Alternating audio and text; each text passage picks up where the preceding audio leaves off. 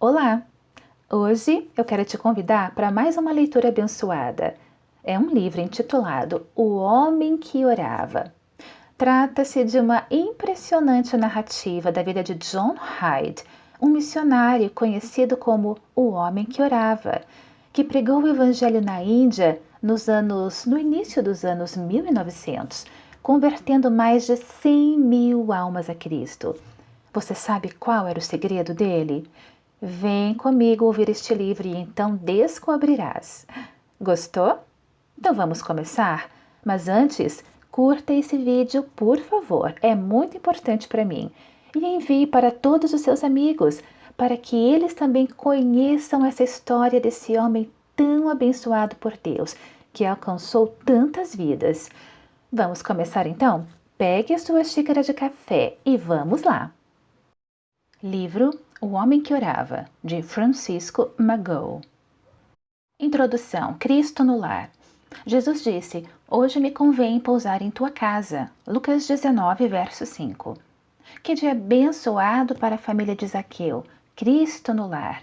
John Hyde, cognominado pelos amigos de o apóstolo da oração, criou-se em um lar onde Jesus era hóspede permanente e onde os membros da família viviam sempre no ambiente vitalizante de oração.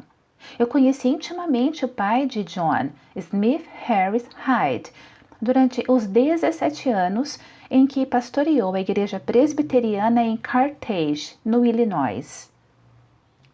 O Dr. Henrik Johnson, pouco antes de falecer, escreveu: O pai de John Hyde era de extraordinária grandeza de espírito, de alma robusta e alegre, de estudos esmerados, de ânimo transbordante e de propósito fixo em servir a Deus de todo o coração. Sei por contato pessoal no lar que o pai de John Hyde era um esposo carinhoso e cortês. Era um pai de firmes convicções, embora compassivo, ordenava a seus filhos e a sua casa depois dele. Conheci a senhora Hyde, gentil, apaixonada pela música e na conduta sempre exemplificando a vida de Cristo. Conheci os 3 filhos e as 3 filhas que se criaram no lar. Repetidas vezes participei da mesa da família. 2 vezes assisti a família quando a morte entrou no lar. Uma quando a senhora Hyde foi levada e a outra quando chegou o corpo do querido John para descansar no cemitério de Moss Ridge. Ajoelhei-me muitas vezes com a família nos cultos domésticos, sentindo-me eu, um jovem ministro, comovido profundamente quando o amado Dr. Hyde derramava o coração diante de Deus. Conheci-o nos cultos da sua igreja e nas reuniões do presbitério. Era um nobre homem de Deus. Sob as bênçãos do céu, a sua igreja foi edificada, e ele foi sempre um líder entre os seus irmãos do ministério. O Dr. Hyde costumava orar pedindo ao Senhor da Seara que mandasse ceifeiros para a sua seara. Orava assim tanto nos cultos domésticos como no púlpito. Não é de admirar, portanto, que Deus tivesse chamado 3 dos seus filhos para proclamarem publicamente o Evangelho. Certa vez ouvi um ministro dizer: Meu filho nunca seguirá meu exemplo de pregador. Conhece demasiadamente o tratamento que um pastor recebe das mãos do povo. Mas o Dr. Hyde dignificava o seu ofício e se regozijava em entregar seus filhos para uma vida de lutas e provações. Por que existem milhares de igrejas atualmente sem pastor? Certo ministro eminente disse-me: Nossa denominação está enfrentando uma tremenda falta de pastores. Por que é que os milhões de perdidos em outras terras têm de esperar tanto tempo para ouvir a voz dos homens proclamando-lhes o Evangelho eterno do Filho de Deus? Li hoje em O Extremo Norte da Índia o artigo de certo ex-missionário, Dr. W. B. Anderson, declarando que 100 milhões de pessoas na Índia nunca ouviram falar em Jesus Cristo. E nas circunstâncias atuais não há possibilidade, de alguma forma, delas ouvirem falar nele. Há outros milhões na África e em outros países, mergulhado na mesma ignorância acerca de Cristo. Qual é a razão? Os quartos de oração estão vazios, os cultos domésticos abandonados e nas igrejas as orações são sem vida e cheias de formalismo. As escolas bíblicas e os seminários nunca produzirão os obreiros que o mundo carece. A minha própria mãe, atualmente com Cristo, orava, quando ainda jovem, pedindo que as portas dos países pagãos se abrissem. Depois, sendo mãe de 10 filhos, orava pedindo que obreiros entrassem por essas portas, e Deus enviou um de seus filhos à Índia e 2 filhas à China. A avó Lloyd e a mãe Eunice oravam, e o filho Timóteo, grande apóstolo dos gentios, se preparava para iniciar a sua viagem missionária. Estava pronto para que lhe impusessem as mãos e o separassem para pregar a palavra. John Hyde foi uma resposta à oração. E quando orava anos mais tarde, no idioma da Índia, Deus levantou dezenas de obreiros nacionais em respostas às suas orações. O grande cabeça da igreja tem um meio para levantar obreiros. Ele disse: Vede, as terras estão brancas para a ceifa, os trabalhadores são poucos, rogai. Dá-me almas, ou morrerei. No tabernáculo de Moisés havia um compartimento tão sagrado que só um homem, entre todos os milhares de Israel, podia nele entrar, e somente durante um dia de todo o ano. Esse compartimento era o Santo dos Santos. O lugar onde John Hyde se encontrava com Deus era também a Terra Santa. As cenas da sua vida são demasiadamente sagradas para os olhos comuns e hesito em relatá-las aqui. Mas ao lembrar-me de Jacó no vale de Jaboque, de Elias no Carmelo, de Paulo em agonia espiritual por Israel, e especialmente do querido mestre no jardim, então sinto que estou dirigido pelo Espírito de Deus para relatar as experiências desse homem de Deus, para admoestação e inspiração. Deus permita que assim seja para milhares de pessoas. Coloquemo-nos, pois, ao lado do quarto de oração de John Hyde, onde nos é permitido ouvir os suspiros, sentir os gemidos e contemplar o querido rosto banhado repetidamente de lágrimas. E é aí que podemos mirar o corpo enfraquecido, depois dos dias que passara sem comer e as noites sem dormir. É aí que entre soluços o ouvimos implorar com insistência: Ó Deus, dá-me almas ou morrerei. Foi da seguinte maneira que John Hyde foi levado a trabalhar no estrangeiro. Seu irmão mais velho, Edmundo, estava no seminário estudando para pregar e era também um estudante voluntário, preparando-se para o trabalho no estrangeiro. Durante as férias de verão, Edmundo estava ocupado na obra missionária da escola dominical no estado de Montana. Foi então atacado pela febre. O médico aconselhou-o a voltar imediatamente para casa no estado de Illinois. Iniciou a viagem tendo a passagem e as instruções para que os condutores o ajudassem, presas à lapela do paletó. Delirou no trem, mas chegou ao seu destino. Depois de alguns dias faleceu. John, já resolvido a pregar, ficou profundamente impressionado com a morte do irmão. Haveria uma vaga nas fileiras para o campo estrangeiro e ele sentiu que Deus o dirigia a preenchê-la. A decisão final foi tomada só no fim do ano seguinte, quando concluiu o curso. Certo sábado à noite, John foi ao quarto de um colega e pediu-lhe que apresentasse todos os argumentos que pudesse sobre o trabalho missionário no estrangeiro. O estudante retrucou que não era de argumentos que ele carecia, mas devia ir para o quarto, prostrar-se de joelho e permanecer perante Deus, até resolver o problema em definitivo. Na manhã seguinte, no culto, John disse ao colega: Estou resolvido.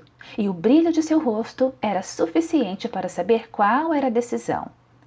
As profundezas do grande mar, as enormes vagas, os dias seguidos de água, água, somente água, os pés afastados da querida pátria e ainda não firmados na pátria nova, todas essas coisas o levaram a meditar profundamente. Para John, essa viagem, no outono de 1892, foi um tempo de exame próprio e oração. Recebeu uma carta a qual se referiu depois em certa publicação na Índia, com as seguintes palavras: Meu pai tinha um amigo que desejava ardentemente ser missionário no estrangeiro, mas não lhe foi permitido ir. Esse homem escreveu-me uma carta e eu a recebi ainda no navio. Recebi algumas horas depois de sairmos do porto de Nova York. O amigo insistia na carta em que eu buscasse o batismo com o Espírito Santo como a habilitação especial na obra missionária. Irritado, ao acabar de ler a carta, amassei-a e joguei-a no convés. Esse amigo arrazoava John Hyde. Acha que eu não recebi o batismo com o Espírito Santo? Pensa que vou à Índia sem munir-me dessa arma? Eu estava aborrecido, mas por fim, com mais juízo, apanhei novamente a carta e ali de novo. Reconheci então que eu carecia de algo que ainda não havia recebido. O resultado foi que durante o resto da viagem me entreguei inteiramente à oração para que fosse de fato cheio do Espírito e soubesse por uma experiência autêntica o que Jesus queria dar a entender quando disse: Recebereis poder ao descer sobre vós o Espírito Santo, e sereis minhas testemunhas tanto em Jerusalém como em toda a Judéia e Samaria, e até as extremidades da terra. Atos 1, verso 8.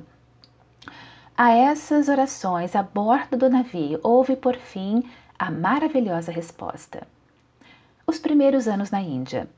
A princípio, John Hyde não era um missionário conceituado. Era pesado de língua. Quando se lhe fazia uma pergunta, parecia não ouvir. Ou, no caso de atender, demorava na formulação de uma resposta. Não ouvia bem e os amigos receavam que isso o impedisse de aprender a língua nativa. Era de natureza calmo e quieto. Parecia faltar-lhe entusiasmo e iniciativa, elementos essenciais a um jovem missionário. Mas os seus olhos azuis pareciam penetrar as profundezas do íntimo do próximo. Pareciam brilhar da alma de um profeta. Ao chegar na Índia, começou o estudo da língua como costume de todos os missionários, mas depois descuidou-se do estudo para examinar a Bíblia. Submetido a exame linguístico, foi reprovado e respondeu: o que é de primeira importância deve ocupar o primeiro lugar. Explicou que tinha ido à Índia para ensinar a Bíblia e que para isso era necessário conhecê-la. E Deus, por seu Espírito, abriu-lhe as Escrituras de um modo maravilhoso, mas não desprezou o estudo da língua. Chegou a falar corretamente e com facilidade o Urdu e o Punjabi. Sobretudo, aprendeu a falar a língua dos céus de tal maneira que auditórios de centenas de pessoas da Índia ficavam boquiabertos enquanto lhes transmitia as verdades da palavra de Deus. Em todos os avivamentos, há sempre duas partes, a divina e a humana. No avivamento de Gales, a parte divina foi grandemente acentuada. Evan Roberts, o líder, sob a direção de Deus, parecia um instrumento passivo, movido assombrosamente nas vigílias da noite pelo Espírito Santo. Não havia organização e muito pouco de pregação, quase nada de parte humana. O avivamento de Sialkot, apesar de ser também dos céus, não parecia tão espontâneo. Havia sob a direção de Deus, organização e planos foram feitos. Havia também períodos prolongados de oração. Antes de continuar a mostrar a importância do instrumento humano, quero mencionar a Associação de Oração de Punjab. Essa associação foi organizada mais ou menos no tempo da primeira convenção em Sialkot, 1904. Os princípios dessa associação estão redigidos em forma de perguntas que eram assinaladas por aqueles que desejassem tornar-se membros, conforme lemos abaixo. Primeiro, estás orando, pedindo um avivamento para a tua vida, para a vida dos teus companheiros de trabalho e para a igreja? Segundo, estás anelando mais poder do Espírito Santo na tua própria vida e serviço? E estás convicto de que não podes avançar sem esse poder? Terceiro, orarás pedindo graça para não te envergonhares de Jesus? Quarto, crês que a oração é um grande meio de alcançar um despertamento espiritual? E quinto, reservarás 30 minutos diariamente, logo após o meio-dia, para orar, pedindo esse despertamento, e estás pronto a orar até que venha o despertamento? John Hyde era membro da Associação de Oração desde o início e também desempenhava importante posição na Convenção de Sialkot. Os membros da Associação de Oração erguiam os olhos da fé conforme a ordem de Cristo e contemplavam os campos brancos para a ceifa. No livro, liam as imutáveis promessas de Deus. Percebiam que o único método de adquirir tal despertamento era por meio da oração. Assentaram em seus corações deliberada, definitiva e determinantemente em pregar esse meio até alcançarem o resultado. O avivamento de Sialkot não foi por acaso, nem um sopro que veio do céu. Sem ninguém o buscar. Assim disse Charles Finney: um avivamento não é maior milagre do que uma sagra de trigo. Em qualquer lugar pode-se obter um avivamento do céu quando almas valentes entrarem na luta determinadas a vencer ou morrer, ou, se necessário, vencer e morrer. O reino dos céus é tomado à força, e os que se esforçam são os que conquistam. Mateus 11, verso 12. 3 homens. Os valentes de Davi estão enumerados nas Escrituras. Havia os primeiros 3, em seguida mais 3 e finalmente os 30. Jesus teve muitos discípulos cujos nomes não estão revelados. Teve os 12, mas havia entre eles Pedro, Tiago e João, que eram os mais íntimos. Centenas de crentes estiveram em Siacut e ajudaram grandemente orando e louvando. Contudo, Deus honrou alguns deles como líderes. Nosso relato não é feito com o objetivo de elogiar a ninguém, mas a palavra de Deus diz: a quem honra, honra. Deus fez que John Hyde, Max Shane, Patterson e John Turner sentisse sobre o coração um grande peso de responsabilidade nas súplicas por essa maravilhosa convenção. Havia necessidade de reuniões anuais para estudos bíblicos e oração, para aprofundar a vida espiritual dos pastores, professores e evangelistas, tanto do estrangeiro como da Índia. A vida cotidiana dos crentes do Punjab, como de resto em toda a Índia, era muito mais baixa do que a norma da Bíblia. Houve tão pouco do Espírito Santo na obra que poucas almas foram salvas dentre os milhões sem Cristo. Siacut foi o lugar escolhido para essas reuniões, e o ano 1904 se tornou memorável como a data da primeira convenção de Siacut. Antes de uma das primeiras convenções, Hyde e Patterson esperaram na presença de Deus durante um mês, até o dia de iniciarem as reuniões. Por 30 dias e 30 noites, esses homens de Deus permaneceram na presença do Senhor em oração. Não é de admirar, pois, que o poder de Deus operasse na convenção. Após os primeiros 9 dias de intercessão, Turner se uniu aos outros 2. Assim, durante 20 dias e 21 noites, esses 3 homens oraram e louvaram a Deus, suplicando um derramamento do Espírito com grande poder.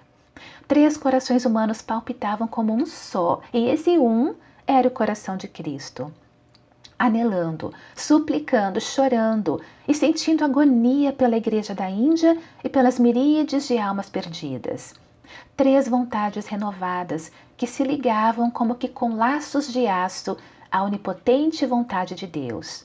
3 pares de lábios, vivificados por fogo e movidos por fé, clamavam: será feito. Ao contemplar as vigílias prolongadíssimas, os dias entregues ao jejum e à oração, as noites de intercessão e indormidas, exclamamos: como foi grande o preço que pagaram? Então chamo atenção para as dezenas e centenas de trabalhadores vivificados e preparados para o serviço de Cristo, para os milhares de almas que entraram no meio de Deus em resposta às orações, e digo: o preço foi grande, mas eis que foi alcançado. Verdadeiramente o preço pago no Calvário foi astronômico, mas a alma do leitor e a minha, e os milhões de almas até agora redimidas, e os outros milhões ainda para serem redimidas, a terra arrumada, restaurada, a perfeição do Éden, os reinos do mundo arrebatados da mão do usurpador e entregues ao governo do verdadeiro rei. Ao ver tudo isso, claramente respondemos: eis o que foi conseguido. As convenções em Siacut. Um dos seus mais íntimos amigos da Índia escreveu acerca da grande transformação na vida espiritual de John Hyde na convenção de 1904. No princípio, apesar de John ser um missionário e um filho de Deus, ele era apenas uma criança em Cristo. Nunca se sentira constrangido a permanecer em Jerusalém até receber poder do alto. Deus, porém, lhe falou do seu amor. Ele mostrou como era indispensável o que lhe faltava. Foi enquanto conversava durante a convenção com um irmão missionário sobre a obra do Espírito Santo que Deus lhe falou à alma e lhe mostrou o plano divino de santificação pela fé. O Todo-Poderoso tocou-o e iluminou-o de tal maneira que, ao findar a convenção, John declarou: nunca mais perderei essa visão. e nunca mais a perdeu. Antes, adquiriu graça sobre graça, e a visão aumentava enquanto se mostrava obediente à ordem de avançar. Um outro missionário conta como João foi à convenção para dirigir estudos bíblicos. Focalizava tudo nesses estudos sobre a largura, o comprimento, a altura e a profundidade do amor de Deus. Esse poderoso amor parecia fluir pela sua pessoa e apoderar-se dos corações dos homens e das mulheres e constrangê-los a se chegarem a Deus. O mesmo irmão escreveu: certa noite, John foi ao meu quarto cerca das 9:30 da noite para conversar sobre a importância do testemunho público. A boa palestra durou até depois de 1 hora da madrugada. Nós lhe tínhamos pedido que dirigisse o culto para os homens no tabernáculo. Na noite depois de nossa palestra, enquanto as mulheres da convenção se reuniam para o seu próximo culto na vivenda dos missionários. Ao chegar a hora do culto, nós os homens estávamos sentados nas esteiras na tenda. O Sr. Hyde, que ia presidir, ainda não tinha chegado. Começamos a cantar e cantamos vários hinos antes dele entrar, o que aconteceu muito depois da hora anunciada para o início do culto. Lembro-me de como se assentou na esteira em nossa frente, permanecendo calado algum tempo, e depois de acabarmos de cantar, então se levantou e nos disse solenemente: irmãos, eu não dormi a noite inteira. Não comi durante o dia, tive uma grande luta com Deus. Sentia-o chamando-me para vir aqui testificar-vos de algumas coisas que ele fez em minha vida, mas resisti, não achando justo fazê-lo. Somente hoje à tarde, poucos minutos antes de entrar aqui, obtive paz relativamente a isso e concordei em obedecer a Deus. Estou aqui, portanto, para vos contar o que ele fez em minha vida. Depois de assim falar, em poucas palavras, contou-nos simples e humilde como lutar renhidamente contra certos pecados e como Deus lhe dera a vitória. Acho que não falou mais de 15 a 20 minutos antes de se assentar e baixar a cabeça por alguns instantes, então disse: oremos por algum tempo. Lembro-me de como o pequeno grupo caiu de bruços sobre as esteiras e a maneira do povo oriental. Durante muito tempo, homem após homem se levantou para orar em pé. Havia confissão de pecados. Uma tal confissão a maior parte de nós jamais víramos, e todos clamavam a Deus pedindo misericórdia e socorro.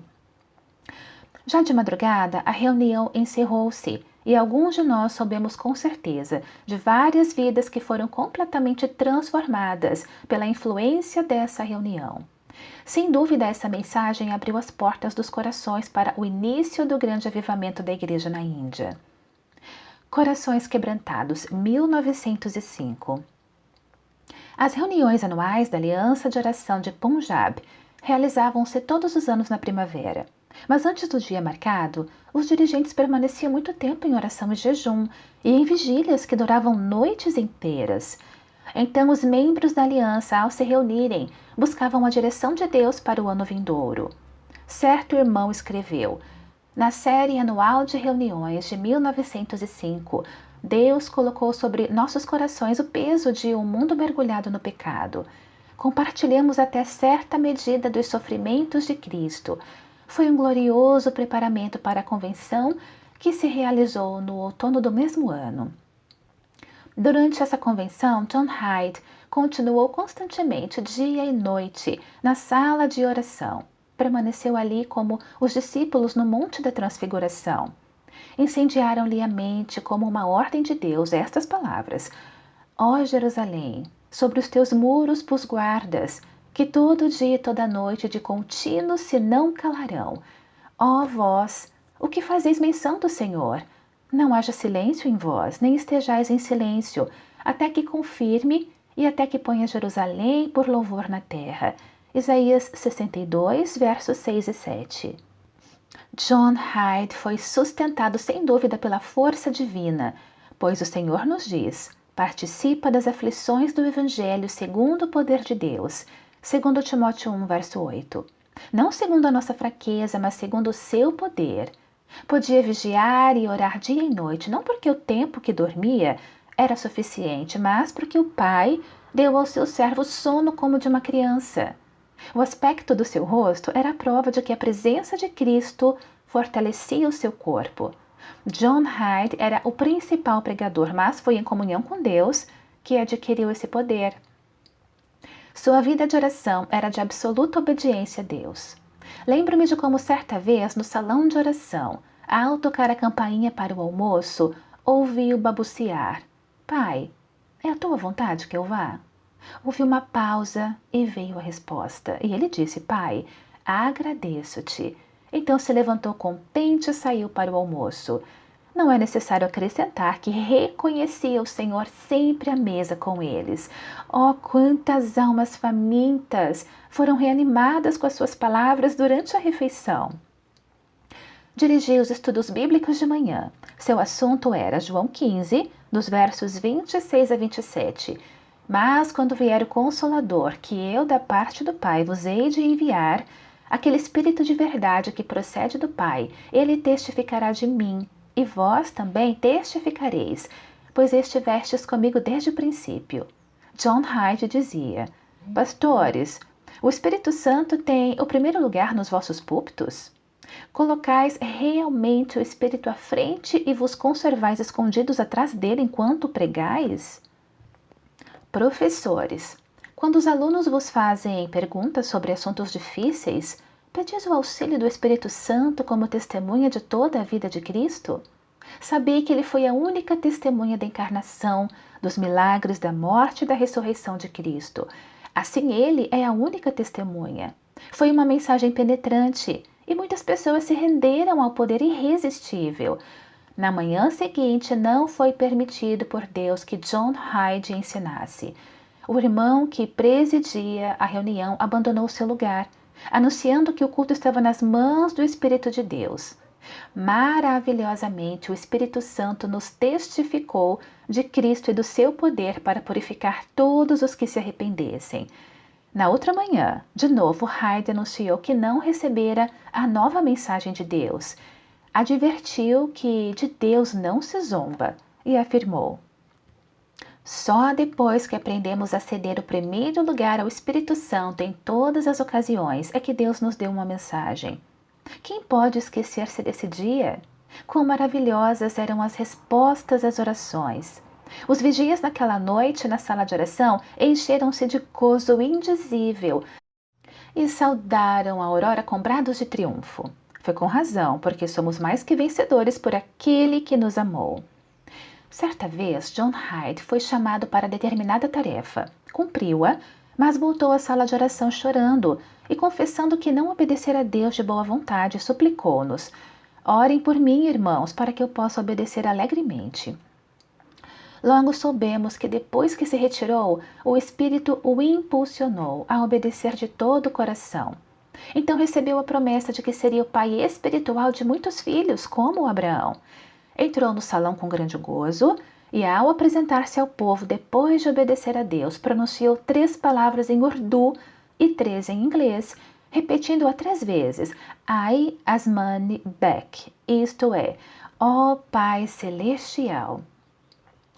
O que aconteceu em seguida é impossível descrever. Foi como se o mar tivesse entrado e varrido a assembleia. De repente veio do céu um ruído como de um vento impetuoso, que encheu toda a casa onde estavam assentados. Corações prostraram-se perante a presença divina como as árvores da floresta se dobram ante uma irresistível tempestade. Foi o grande oceano do amor de Deus derramado como resultado da obediência de um só homem. Corações foram varridos pelo amor de Deus. Havia confissão de pecados com lágrimas, seguidas de gozo e, por fim, brados de regozijo. Verdadeiramente fomos cheios de mosto dos céus. Eis a experiência de certa missionária. Continuamos horas a fio, a sós com Deus, sem ninguém para ver ou ouvir senão Deus. Mas é realmente possível ter comunhão com os outros em oração e adoração durante horas seguidas? Logo, ao entrarmos na sala, houve resposta. Sentimos-nos imediatamente na santa presença de Deus, onde havia a mais solene realidade. Esquecemos-nos dos outros na sala, exceto quando as suas orações e adoração, combinadas com as nossas, nos levaram a avaliar a força, o poder e o amor de tal comunhão. As horas que nesses dias permanecemos diante de Deus, em comunhão com os irmãos, eram preciosíssimas. Horas na presença de Deus, para Ele nos examinar e nos falar. Horas em intercessão pelo próximo. Horas juntos em adoração, louvando a sua própria pessoa e o seu maravilhoso poder que operava entre nós. Havia tal ousadia e liberdade durante esses 10 dias como eu não pensara que existissem na terra. Certamente foi para tal liberdade que Cristo nos chamou. Cada crente fez justamente como se sentia dirigido. Alguns deitaram-se cedo, outros oraram hora após hora. Ainda outros continuaram a noite inteira em oração. Alguns assistiram os cultos, outros foram à sala de oração e ainda outros para os seus quartos. Alguns ficaram sentados para orar, outros se ajoelharam e ainda outros caíram de bruços diante de Deus. Cada um conforme o Espírito de Deus lhe ordenara. Ninguém censurava, nem falava contra qualquer coisa feita ou dita. Todos reconhecíamos que tínhamos abandonado o formalismo e que estávamos na terrível presença do Espírito Santo de Deus. A mesma missionária referia-se a John Hyde quando escreveu o seguinte: alguns dos que viviam com ele reconheciam que Deus o escolhera e os separara para serem vigias. Eles viveram durante tanto tempo, tão perto de Jeová, que podiam ouvir a sua voz e receber ordens diretamente dele acerca de tudo, mesmo para saber quando deviam vigiar e orar e quando deviam dormir. Alguns vigiavam noites inteiras, dias a fio, em resposta à sua chamada, e Deus até lhes tirava o sono, para que tivessem o privilégio e a honra de vigiar com ele sobre os negócios do seu reino. O Cordeiro sobre o seu trono, 1906. Na convenção de 1906, em resposta às orações, Deus derramou novamente sobre nós o espírito de súplica pelas almas perdidas. Sentimos-nos contristados por causa dos pecados do próximo. Ninguém sentiu isso mais que John Hyde. O Senhor lhe aprofundava a vida de oração, permitindo-lhe o privilégio de beber do cálice do Mestre e de ser batizado com o seu batismo. Marcos 10, verso 38. Isto é, o segundo batismo, o do sofrimento e de fogo no qual sofremos com ele para reinarmos com ele, a vida de verdadeiros reis por amor ao próximo. Foi nessa altura que John Hyde começou a ver em visões. Cristo como cordeiro sobre o seu trono, sofrendo infinita dor por seu corpo, a igreja, a qual sofre aqui na terra, como consta repetidamente na palavra de Deus. Como cabeça divina, ele é o centro dos nervos de todo o corpo. Vive verdadeiramente hoje uma vida de oração por nós. A oração por outros é como o próprio fôlego da vida do Senhor nos céus, vivendo sempre para interceder por eles.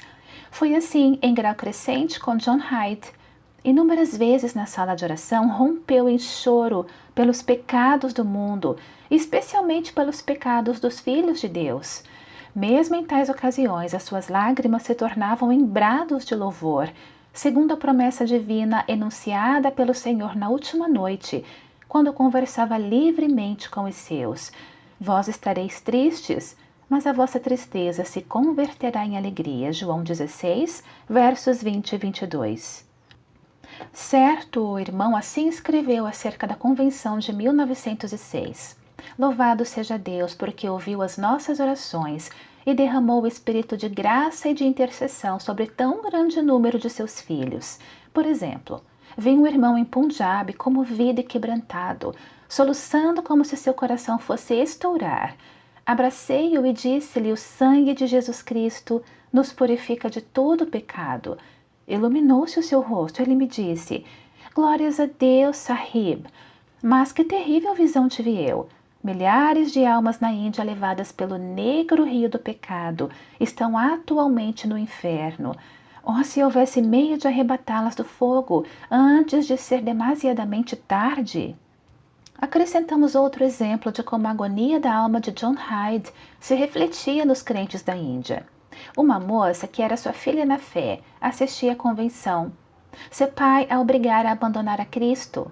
Ela, na sala de oração, estava convicta de seu pecado. Se abandonasse a Cristo, contou o que sentia em ter de ferir o coração de seu pai para ligar-se a Cristo. Ao ver sobre a moça o poder do amor do Salvador, Parecia-nos que víamos ceder como elástico os laços do nosso coração, que se ligavam ao coração do Pai. Foi um espetáculo terrível. Então ela nos pediu que orássemos por seu pai. Começamos a orar e repentinamente nos sobreveio o espírito de súplica por essa alma. Em todos os cantos da sala se ouviam soluços e clamores por alguém que muitos não conheciam e de quem não tinham ouvido falar.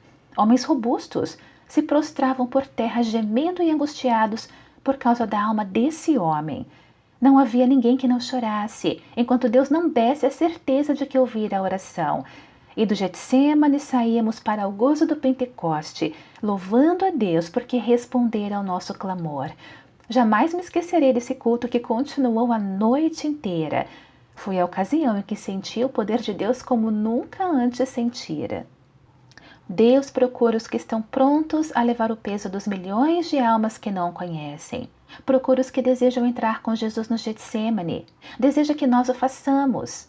Bendita experiência é a de compartilharmos até certa medida dos sofrimentos de Cristo. É uma experiência que nos leva à gloriosa presença do Filho de Deus.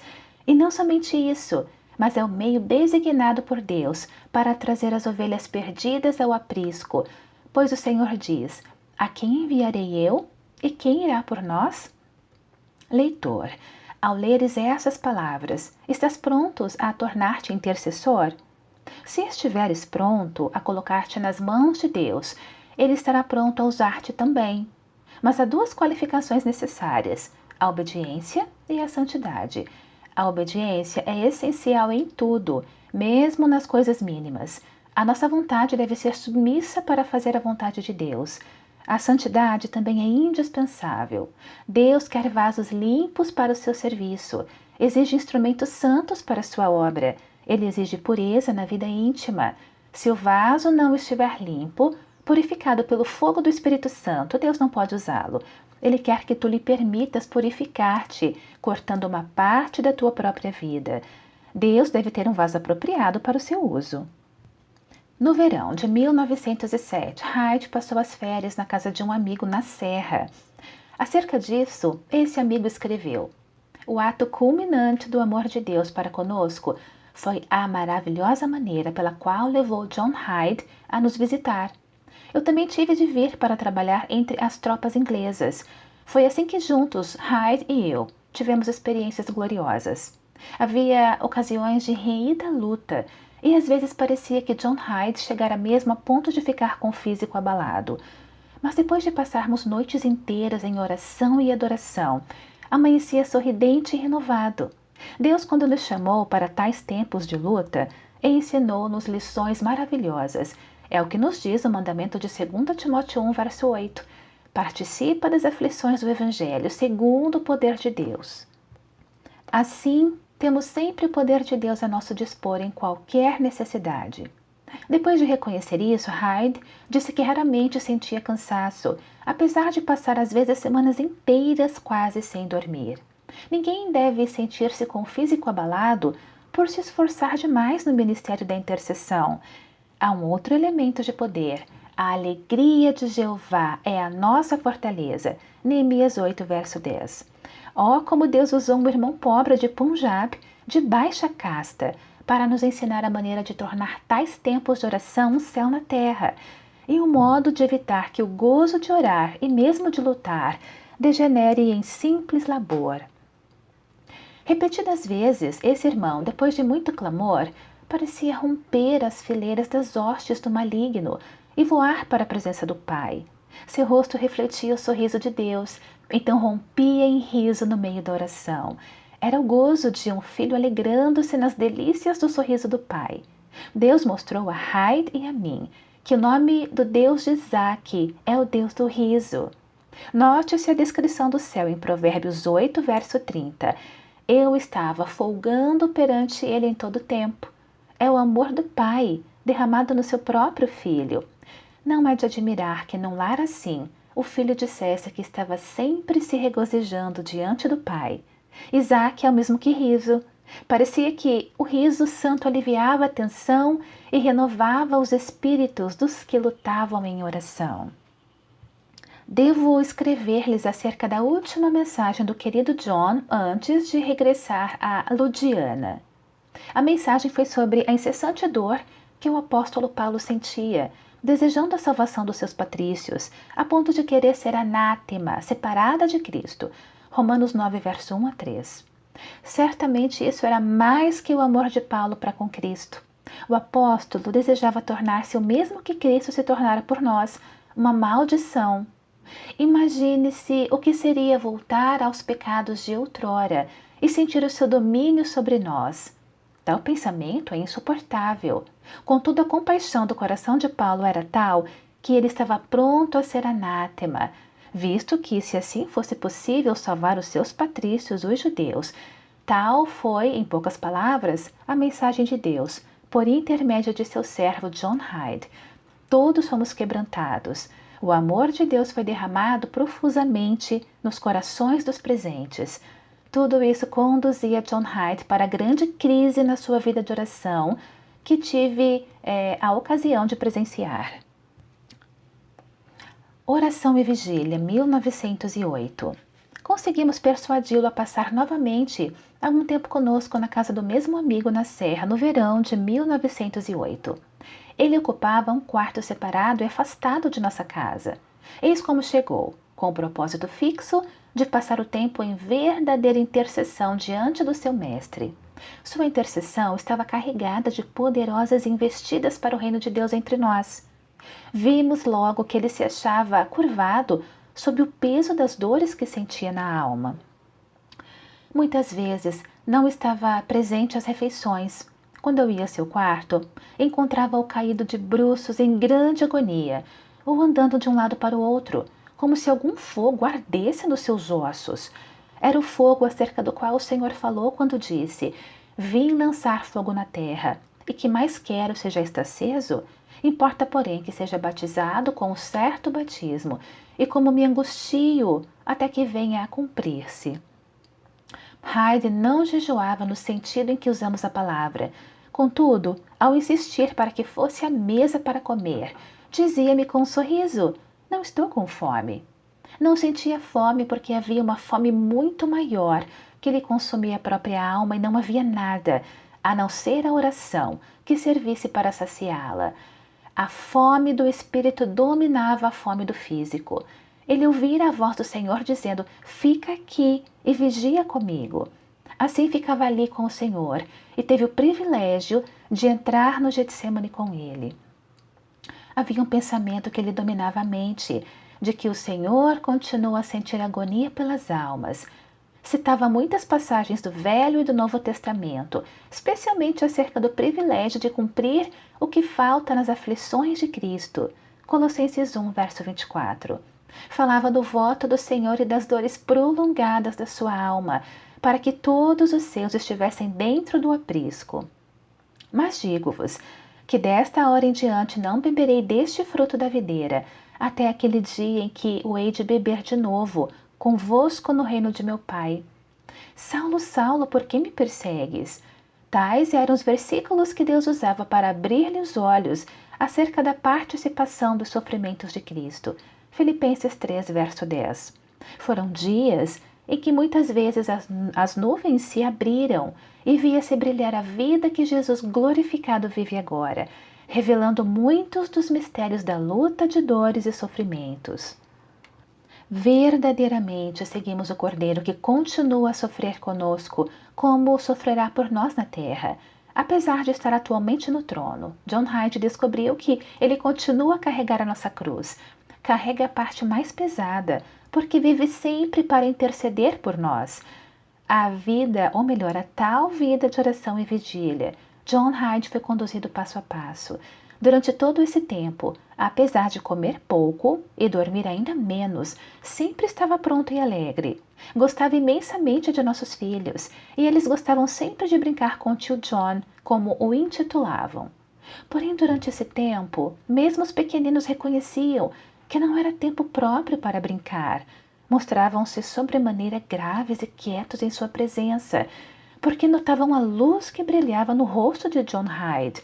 luz que testificava a íntima comunhão com o mundo invisível aos olhos naturais. Contudo, não havia nele coisa alguma de eremita. Pelo contrário, sua pessoa era ainda mais fascinante e o povo sentia-se atraído a pedir as suas orações.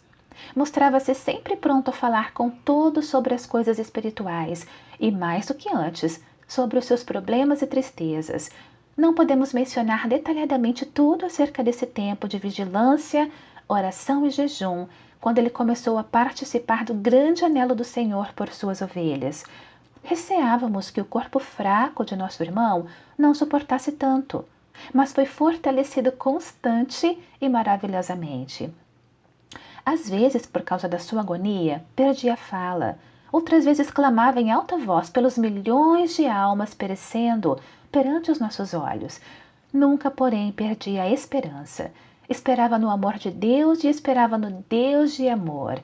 Não somente se esforçava para sondar a profundidade do amor de Deus, mas havia momentos em que sentia o céu na terra, quando avistava as alturas desse amor. Então a sua alma ficava inundada de cânticos de gozo e louvor. Durante todo esse tempo, parecia nunca se esquecer dos milhares de almas do seu próprio campo, que viviam sem Deus e sem esperanças no mundo. Por elas suplicava com soluços, mostrando-se comovido até o íntimo do coração. O peso da responsabilidade das suas orações era: Pai, dá-me almas ou morrerei. A sua própria oração, embora ele se gastasse inteiramente em atividades antes de se consumir de ferrugem, havia começado a ser respondida. Quero inserir aqui uma joia da pena de Patterson. Perguntamos: qual foi o segredo da vida de oração de John Hyde? É este. Sua vida era uma vida de oração. Qual a fonte de toda essa vida? Jesus glorificado. Como posso obter de Jesus essa vida? Justamente como ele obteve pela justiça de Cristo. Sei que não tenho justiça em mim mesmo, somente trapos de imundícia, mas pela fé reclamo a justiça de Cristo. Há então um resultado duplo. Quanto ao nosso Pai no céu, ele olha para a justiça de Cristo em mim, e não para a minha justiça. Em segundo lugar, quanto a nós mesmos, a justiça de Cristo não somente serve para nos vestir exteriormente, mas penetra o nosso próprio ser por seu Espírito, recebido pela fé, como no caso dos discípulos, e produz em nós a santificação. Notemos como o mesmo acontece com a nossa vida de oração. Lembremos-nos da palavra por. Cristo morreu por nós e sempre vive para interceder por nós, isto é, Ele o faz em nosso lugar. Assim também confesso a fraqueza das minhas orações, não merecem ser chamadas vidas de oração, e aceito sempre a eficiente intercessão de Cristo. O resultado é que Deus responde conforme a vida de oração de Cristo que Ele vê em nós. Há também outro grande resultado. A vida de oração de Cristo entra em nós, isto é, oração no Espírito Santo. Somente assim podemos orar sem cessar, é a vida em abundância que o Pai nos dá. Inconfundível é a paz, inigualável é o conforto. Não é necessário que nos esforcemos mais para ter uma vida de oração que sempre falha. Jesus entra no barco e cessa a tormenta. Já estamos em terra firme para onde nos dirigíamos. Sendo assim, devemos permanecer quietos diante dele, para ouvir a sua voz e deixá-lo orar em nós, ou melhor, deixá-lo derramar em nossa alma a sua transbordante vida de intercessão, o que quer dizer literalmente, face a face com Deus, em verdadeira união e comunhão. Uma alma por dia, 1908. Foi mais ou menos nesse tempo que John Hyde lutou com Deus face a face acerca de um acordo definitivo que lhe desse uma alma por dia, nada menos. Não uma pessoa apenas interessada, mas uma pessoa a confessar Cristo publicamente e a se batizar no seu nome. Então houve descanso da incessante e agonizante intercessão. Seu coração encheu-se de paz e certeza. Todos nós percebemos nele uma nova vida e um novo alvo. Coisas que não findam aqui nessa vida passam para o além. Regressou ao seu campo com essa certeza de que Deus lhe concederia uma alma salva por dia, e não foi desapontado. Isso significa longas viagens, noites de jejum e oração, sofrimento e combate. Contudo, sempre havia vitória. Não se importava que o calor o consumisse de dia e a geada de noite. Estava reunindo as ovelhas no aprisco. O bom pastor estava vendo o fruto do trabalho da sua alma. Ao findar o ano, recolheria mais de 400. Mas ele estava satisfeito? De forma alguma, pois o Senhor também não estava. Como podia o Senhor ficar satisfeito se uma ovelha ainda estava fora? Contudo, Hyde aprendeu o segredo do poder divino, o gozo do Senhor. Afinal de contas, quanto maior for o nosso regozijo, tanto maior a nossa capacidade de sofrer. Foi assim com o varão de Deus, aquele que podia dizer: Tenho-vos dito isto para que o meu gozo permaneça em vós e o vosso gozo seja completo. Parecia que John Hyde sempre ouvia a voz do bom pastor dizendo-lhe: Outras ovelhas tenho, outras ovelhas tenho. Depois de ganhar uma alma, ou duas, ou quatro em um só dia, não diminuía o seu anelo pela conquista de outras, não se esfriava a sua paixão de salvar os perdidos. Certo amigo na Índia escreveu: Na obra de ganhar almas, entrava em palestra com o homem acerca da sua salvação. Sem muita demora, colocava as mãos sobre os ombros do homem, fitava-o ternamente nos olhos. Em seguida, induzia o homem a cair de joelhos e a confessar os seus pecados, buscando a salvação. Pessoas assim foram batizadas na vila, à beira do caminho ou em qualquer outro lugar. Certa vez assisti em uma das suas convenções para crentes. Recebia seus filhos na fé ao entrarem e os abraçava, como é costume no Oriente, colocando-lhes uma das mãos sobre o ombro. Abraçava-os com tanto carinho que conseguiu levar todos os crentes, das diversas castas da Índia, a saudarem-se assim uns aos outros, até mesmo aos da classe mais baixa. Esse era o seu segredo, vencia pelo amor. 2 almas por dia, 1909. Novamente lutou o apóstolo da oração face a face com Deus. Seu pedido definitivo e insistente foi para que o Senhor desse 2 almas por dia. Nessa convenção, Deus o usou como nunca. O Senhor falou por intermédio do seu servo John Hyde. Falemos reverentemente da mais sagrada lição. As repetidas visões que nos deu do coração divino de Cristo, coração quebrantado por causa de nossos pecados. Não nos surpreendeu com uma visão total e repentina, mas nos-las revelou aos poucos, conforme a nossa capacidade para suportá-las. Quem pode esquecer-se do seu grande coração amoroso, atravessado de trágica tristeza por causa da iniquidade de todo o mundo? Foi-nos permitido ver mais e mais da agonia da alma de Deus, e como o profeta das lágrimas, Jeremias, presenciamos a sua angústia, desejando que seus olhos se tornassem em fonte de lágrimas, para que chorassem dia e noite os mortos da filha do seu povo. Nessa agonia, o anelo divino foi realizado através do Getsêmani e do Calvário. Fomos levados a contemplar os indescritíveis sofrimentos do Filho de Deus e também os sofrimentos do Pai, ainda mais indescritíveis porque, por meio dele, o Filho se ofereceu sem defeitos à justiça divina. Como podemos entrar na participação de tais sofrimentos? Pedi e dar-se-vos-á, buscai e achareis, batei e abrir-se-vos-á. Observe-se o grau crescente de anelo, pedir, buscar e bater. Note-se também a correspondente e crescente recompensa até o ponto culminante, quando o Pai nos abre a porta do seu coração.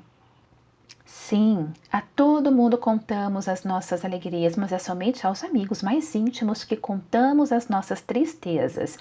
O amor de Deus é também assim. Foi a João, o discípulo amado, ao reclinar-se sobre o coração do Mestre, que Jesus revelou a angústia horrenda que lhe despedaçava o coração. A angústia em saber que um dos discípulos ia traí-lo. Quanto mais nos aproximamos do coração de Cristo, tanto mais compartilhamos das suas mágoas. Tudo isso adquirimos somente pela fé.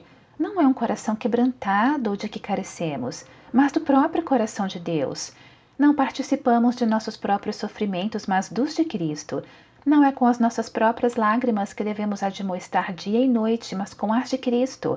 A participação dos seus sofrimentos é a sua dádiva gratuita. Temos somente de nos apoderar dela pela fé. Senhor, dá-me o teu coração de amor para com os pecadores, teu coração ferido por causa de seus pecados, Dá-me as tuas lágrimas enquanto os admoesto dia e noite. Era assim que clamava um amado Filho de Deus no fim da convenção de 1909 e continuou: Mas, ó Senhor, sinto-me tão frio, meu coração está tão endurecido e dormente, sou tão indiferente. Foi necessário que um amigo o interrompesse.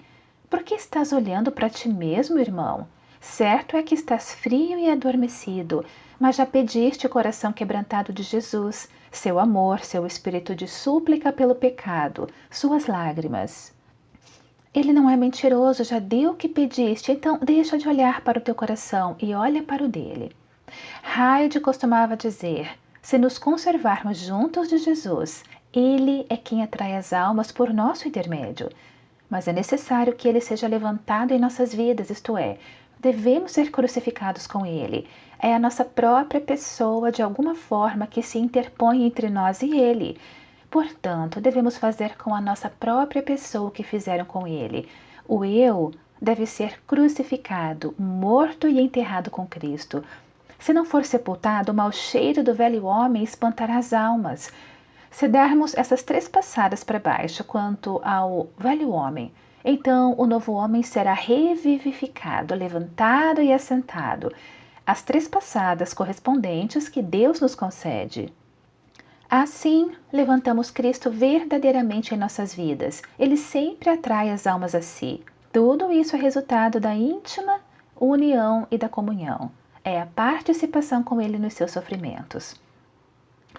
4 almas por dia, 1910. 800 almas foram acolhidas desde a convenção do ano próximo passado. Mas para John Hyde isso não era suficiente. Deus aumentava-lhe a capacidade do coração por meio do seu amor. Uma vez mais, agarrou-se com Deus em santo desespero.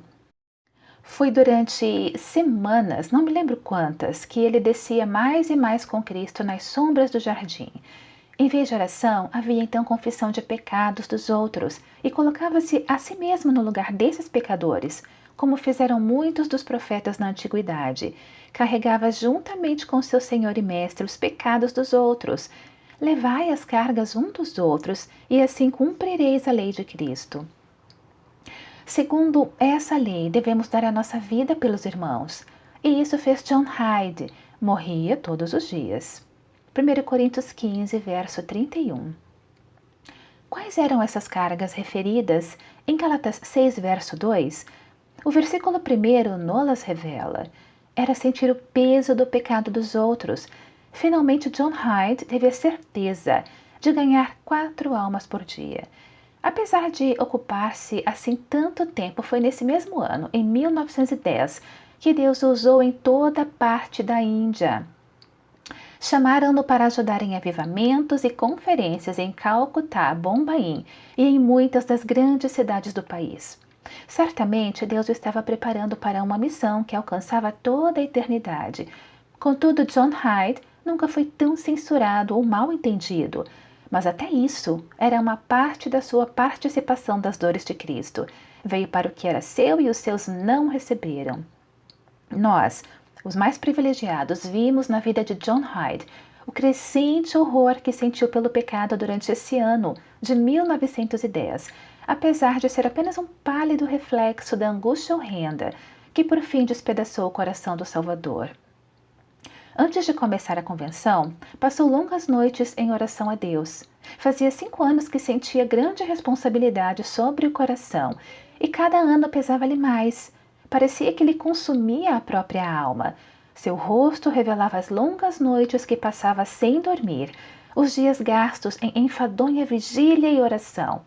Contudo, seu vulto estava quase inteiramente transformado ao transmitir a palavra de Deus ao povo com tanto fogo e tanto poder que os ouvintes se esqueciam do homem transformado pela glória de Deus, que lhe iluminava todo o semblante. Era o mensageiro de Jeová falando a mensagem de Jeová, e nós, que participávamos até certo ponto dessa responsabilidade de oração, reconhecíamos que era o peso da responsabilidade do próprio Deus, transmitido à sua igreja na Índia. Sim, à sua igreja no mundo inteiro. Fomos transportados para o Monte Sinai e vimos o pecado do povo de Israel adorando o bezerro de ouro. Até esse ponto, Moisés não tinha intercedido pelo povo de Deus. Ainda não participava dos sofrimentos que Deus sentia no coração por causa desse pecado. Assim, a Moisés foi ordenado que descesse do monte e se apresentasse no meio dos pecadores. O pecado custou-lhe a presença de Deus. Foi feito participante dos sofrimentos do Cordeiro morto desde a fundação do mundo. Então Moisés jejuou pela segunda vez 40 dias e 40 noites. Deuteronômio 9, verso 19. Temi por causa da ira e do furor com que o Senhor tanto está virado por vós para vos destruir. Porém, ainda por esta vez o Senhor me ouviu. Note-se como Moisés relatou novamente isso. O Espírito Santo assim o repetiu para dar ênfase. O grande trono branco, com pureza maravilhosa, brilhou entre nós desde então, até o fim da convenção. Não é de admirar que nos sentíssemos envergonhados e confundidos, como muitos dos intercessores da antiguidade, Moisés, Jó, Esdras, Neemias, Isaías, Jeremias, Ezequiel, Daniel. Quando Deus disse a Moisés, deixa-me, revelou-se o poder da intercessão, pois Moisés não o deixou destruir Israel, pôs-se na brecha. Ezequiel 22, verso 30, e a ira de Deus cessou. A igreja no deserto foi salva por Moisés, que prefigurava nosso grande divino intercessor e que participava do seu espírito. O coração de John Hyde foi tomado pelo desejo de confessar o pecado dos outros. Foi nessa altura que o Senhor lhe ensinou a grande lição do pecado, de censurar o próximo, mesmo em oração. Sentiu-se dirigido a orar por certo pastor da Índia, e lembrado da frieza do pastor e o resultante estado dormente da sua igreja, estava a ponto de dizer: ó Pai, tu sabes como ele é frio. Mas Deus colocou o dedo sobre seus lábios e as palavras não foram enunciadas. Ao mesmo tempo, parecia ouvir uma voz dizendo: aquele que tocar nele, toca na menina do meu olho. John Hyde, com o coração quebrantado, clamou: perdoa-me, Pai, sou um acusador dos irmãos perante a ti. Reconheceu que, à vista de Deus, devia contemplar tudo o que é amável. Filipenses 4, verso 8. Ao mesmo tempo, desejava contemplar tudo o que é verdadeiro.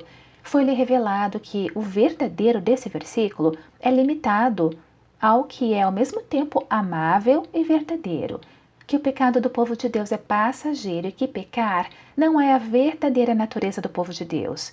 Devemos contemplar os irmãos como são em Cristo Jesus, isto é, completos, o que serão quando Ele completar a boa obra que já começou neles. É justo que eu pense assim de todos vós, porque vos retenho no meu coração. Filipenses 1, verso 7. Em seguida, Hyde pediu a Deus que lhe mostrasse tudo o que podia louvar na vida desse pastor. Se há alguma virtude, se há algum louvor, seja isso que ocupe os vossos pensamentos. Sua atenção foi levada a muitas coisas acerca das quais podia agradecer a Deus e passou o tempo louvando. Foi o caminho para a vitória. O pastor, logo depois, foi vivificado e começou a pregar no poder do Espírito Santo. É o caminho do louvor que Deus designou para a noiva preparar-se e vestir-se de lindas vestes. Note-se como em Apocalipse 19, dos versos 6 a 8, que é o louvor que produz os gloriosos resultados. Lembro-me de como Hyde me contou nesse tempo que, no caso de não ganhar 4 almas durante o dia, ao anoitecer sentia um peso tão grande sobre o coração que sofria dores e não podia comer e nem dormir. Então orava pedindo que o Senhor lhe mostrasse qual o impedimento de receber essa bênção. Invariavelmente achava que era falta de louvor na sua vida. O mandamento de louvar, que se encontra centenas de vezes na palavra de Deus, certamente é indispensável. Então John confessava seu pecado e aceitava o perdão pelo sangue. E em seguida o espírito de louvor, como se pede qualquer outra dádiva de Deus. Assim tocava suas cinzas pela grinalda de Cristo, seu pranto pelo óleo do gozo de Cristo, seu espírito de tristeza pelo manto de louvor de Cristo, o cântico do Cordeiro, isto é, a adoração a Deus em antecipação do que ia fazer. Assim, enquanto louvava a Deus, as almas eram atraídas para completar o número que lhe faltava. O seguinte fato serve como ilustração da obra nesse tempo. Dois evangelistas acompanharam John Hyde a uma vila distante. Antes de sair, tiveram a certeza de que ganhariam 10 almas para Cristo. Chegaram à vila, pregaram, cantaram, passou-se o dia e nenhuma alma se mostrou interessada. Os três estavam com fome, com sede. Ninguém lhes deu coisa alguma. Os dois evangelistas insistiram em voltar para casa para descansar e comer, mas John Hyde não queria voltar. Continuou a esperar as 10 almas. Por fim, pediram água em uma casa de família pobre. O dono ofereceu-lhes também leite. Entraram na casa e descansaram. A família já sabia muitas coisas acerca de Jesus Cristo. Hospedaram os três no nome de Jesus. Quando foram solicitados a aceitar a Cristo, concordaram. Todos os membros da família estavam bem informados acerca do povo de Deus e decididos a seguir o Senhor. É fácil imaginar a ternura de John Hyde ao conduzi-los a pertencer à família de Deus. 9 foram batizados. Estava anoitecendo e o caminho era tal que corria perigo regressar de noite. Os evangelistas queriam sair imediatamente. O dono da casa também insistia para que não demorassem, pois estava escurecendo. John Hyde saiu da porta contra a vontade. A carroça esperava-os. Os homens fizeram tudo para induzi-lo a subir. Quase o puxaram pelo braço para dentro do veículo. Mas John, fitando um dos evangelistas, perguntou-lhe: "Não devemos esperar a alma que está faltando?" O evangelista, conforme me contou depois, ficou profundamente envergonhado e disse encolerizado: "O Sahib não se importa se quebrar o pescoço. Não tem esposa, nem filhos para sustentar. O caso é muito diferente para nós dois." Contudo, Hyde ficou esperando a outra alma. A 10ª ainda não estava salva. Sabia que o bom pastor em pessoa a procurava e a continuaria a procurá-la até achá-la. Os evangelistas quase o obrigaram a subir quando Hyde clamou: "Que faremos para ganhar essa alma?" Por fim chegou o dono da casa, querendo saber por que o Sahib demorava. Hyde explicou-lhe que havia uma ovelha ainda para entrar no aprisco. "Ali vem ela", afirmou o homem. "É um sobrinho que recebi na família." John Hyde levou o moço para dentro da casa e verificou que ele estava bem informado das coisas de Cristo e realmente decidido a segui-lo. Assim, a 10ª alma foi acolhida no aprisco. Com um suspiro de alívio, o físico cansado, John subiu a carroça. Foram guardados pelo caminho e chegaram seguros a casa, cheios de gozo que o bom pastor concede aos fiéis pastores. Testemunhos. Vidas transformadas. Eis a fecunda vida e obra de certa missionária. Trabalhara esforçadamente durante muitos anos em certo campo, porém não houve verdadeiro fruto. Mas ao ler acerca da vida de oração de John Hyde, resolveu reservar as melhores horas do dia para oração e estudo da palavra de Deus, a fim de conhecer a vontade divina. Decidiu colocar a oração em primeiro lugar na sua vida, em vez de considerá-la secundária, como fazia antes. Assentou-se no coração viver uma vida de oração no poder de Deus. Disse-lhe o Senhor: "Clama a mim e mostrar-te-ei coisas grandes e gloriosas. Não tens clamado e, portanto, não estás vendo essas bênçãos na tua obra." Escreveu ela: "Vi que a qualquer preço devia conhecer Jesus e a sua vida de oração. Assim findou a luta no meu coração e a vitória foi ganha." Uma das coisas que pediu foi que Deus a conservasse escondida. Se quisesse seguir o Cordeiro, devia estar sempre resignada quando fosse mal entendida e não abrir a boca para fazer a sua própria defesa. Antes de findar o ano, ela escreveu uma carta. Que transformação! Havia nova vida em tudo. O ermo mudara-se em jardim. 15 convertidos foram batizados no início, e durante um período de 6 meses, 125. A maior parte do tempo, durante o ano, tive uma grande luta para continuar a fazer o que resolvera. Não estou acostumada a esforçar-me todos os dias, e acho difícil gastar a melhor parte do dia em oração e no estudo da Bíblia. Pode-se imaginar o meu problema, sabendo que outros ao meu redor trabalhavam tenazmente, e eu estava inativa no quarto. Muitas vezes me sentia impelida a sair para cumprir o meu dever, mas Deus não me permitia. Sua mão me segurava, tão certamente como qualquer mão humana, e eu reconhecia que não podia ir porque não estava preparada. Faz poucos dias que senti isso novamente e parecia que Deus me repreendia dizendo: Qual é o fruto que tens? E por que agora te sentes envergonhada? De fato, sentia-me envergonhada dos infrutíferos anos que passara no serviço missionário, quase sem orar e, consequentemente, sem poder. Agora a obra está prosperando em todos os ramos, mais do que em qualquer tempo antes. Não há mais luta nem preocupação na minha vida. O gozo de ter uma vida de comunhão e de serviço produz constantemente sossego e paz. Se eu pudesse voltar para a vida de outrora, não o faria. Que Deus conceda que isso seja sempre impossível. Um ano depois, ela escreveu de novo. Um verdadeiro interesse está aumentando nas vilas e esperamos mais frutos do que já tivemos no passado. Há atualmente 600 crentes, enquanto há 2 anos havia apenas 100. Isto é, quando iniciei a vida de oração. Esperamos ver brevemente ainda maiores coisas na Índia. Louvado seja Deus por sua bendita presença e comunhão.